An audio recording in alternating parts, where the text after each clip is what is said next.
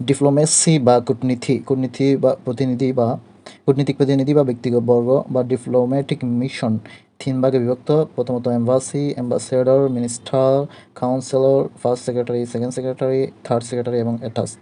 দ্বিতীয়টি হচ্ছে high commission, high commissioner, deputy high commissioner, counsellor, first secretary, second secretary, third secretary এবং attach.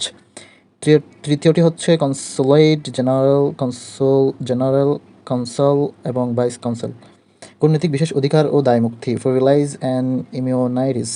1961 সালের Vienna কনভেনশনের 31 থেকে 34 অনুচ্ছেদ মোতাবেক একজন কূটনৈতিক স্বাগতিক দেশে তার বিশেষ অধিকার ও দায়মুক্তিপ্রাপ্ত হবেন, যেমন সেগুলো হলো: প্রথম শ্রেণীর নাগরিকের অধিকার লাভ, ফৌজদারি ও দেওয়ানি আদালতের সাক্ষ্য প্রদানের বাধ্যবাধকতা, রাজস্ব ও কর থেকে অব্যাহতি, কূটনৈতিক মিশনের নথিপত্র তল্লাশি ও আটক থেকে অব্যাহতি, গ্রেপ্তার বা আটক থেকে অব্যাহতি, নিজের ও পরিবারবর্গের জানমালের নিরাপত্তা লাভ। ডিপ্লোম্যাটিক টার্ম ডিপ্লোম্যাটিক টার্মগুলো এবং তার সম্পর্কে বিস্তারিত। অ্যাম্বাসেডর হচ্ছে সর্বোচ্চ মর্যাদা কূটনৈতিক পদ। দূতাবাস প্রধান হিসেবে কাজ করবেন। জাতিসংঘভুক্ত অন্যান্য সংস্থার সর্বোচ্চ কূটনীতিককে রাষ্ট্রদূত বা অ্যাম্বাসেডর বলা হয়। রাষ্ট্রদূতের সবসময় মান্যবর বা হাই এক্সিলেন্সি বা হার এক্সিলেন্সি, হিজ এক্সিলেন্সি হিসেবে সম্বোধন করা হয়। অ্যাম্বাসেডর অল লার্জ, অভিজ্ঞ এবং অবসরপ্রাপ্ত কূটনীতিক। অ্যাকর্ড, আন্তর্জাতিক সমস্যা সমাধানের সম্মতিতে বোঝায়। অ্যাজাইলম, রাজনৈতিক শরণার্থী। অ্যাটাচ, জ্যেষ্ঠ কর্মকর্তা হিসেবে মিশনে কাজ করেন এমন বিশেষজ্ঞ। অ্যাড রেফারেন্ডাম, সরকার অনুমোদন করা সাপেক্ষে প্রস্তাব মেনে নেওয়ার প্রতিশ্রুতি। ডিপ্লোম্যাটিক অর এক্সট্রাটেরিটোরিয়াল অ্যাজাইলম, এটি হচ্ছে গ্রেপ্তার এড়াতে কেউ দূতাবাস, যুদ্ধজাহাজ, বাণিজ্যিক জাহাজ বা কোনো সংস্থার অফিসে আশ্রয় নিলে তাকে অতিরাষ্ট্রীয় শরণার্থী বলে। উইকিলিক্স প্রতিষ্ঠাতা জুলিয়ান অ্যাসাঞ্জ লন্ডনে ইউকের রাষ্ট্রদূতাবাসে অতিরাষ্ট্রিক শরণার্থী ছিলেন। কাউন্সিলর, কোনো দূতাবাসের জ্যেষ্ঠ সচিবকে বলা হয় কাউন্সিলর, তিনি তৃতীয় শীর্ষ কর্মকর্তা। সেন্সারি, কূটনৈতিক মিশনের প্রধানের প্রকৃত দপ্তর। ক্রিডেনশিয়াল বা পরিচয়পত্র, একজন রাষ্ট্রদূত নিযুক্ত হবার পর তাকে একটা পরিচয়পত্র দেওয়া হয়, তাতে স্বাক্ষর থাকে দেশের রাজা কিংবা রাষ্ট্রপ্রধানের। এই পরিচয়পত্র পেশের আগ পর্যন্ত তিনি রাষ্ট্রদূত হিসেবে স্বীকৃতি লাভ করবেন না। চার্জ d'Affaires, যখন কোনো রাষ্ট্রদূত বা মিনিস্টার ছুটিতে যান তখন তিনি মিশনের কাজের দায়িত্ব দিয়ে যান জ্যেষ্ঠতম কর্মকর্তাকে। তিনি কাউন্সিলর কিংবা প্রথম সচিব হতে পারেন। কনসাল জেনারেল, বাণিজ্যিক দূত। ডিপ্লোম্যাটিক ইলনেস, কোনো প্রস্তাব বা অধিবেশন এড়িয়ে থাকার জন্যে কূটনীতিক এই অসুস্থতার ভান করেন।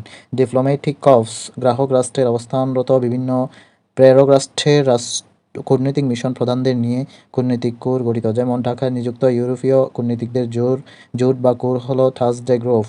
ডিপ্লোম্যাটিক বাগ, একজন রাষ্ট্রদূত বা মিনিস্টার সরকারের সঙ্গে যোগাযোগ করেন ফাইফা, টেলিগ্রাম, টেলিফোন, লিখিত প্রতিবেদন এবং ডেসপাসের মাধ্যমে।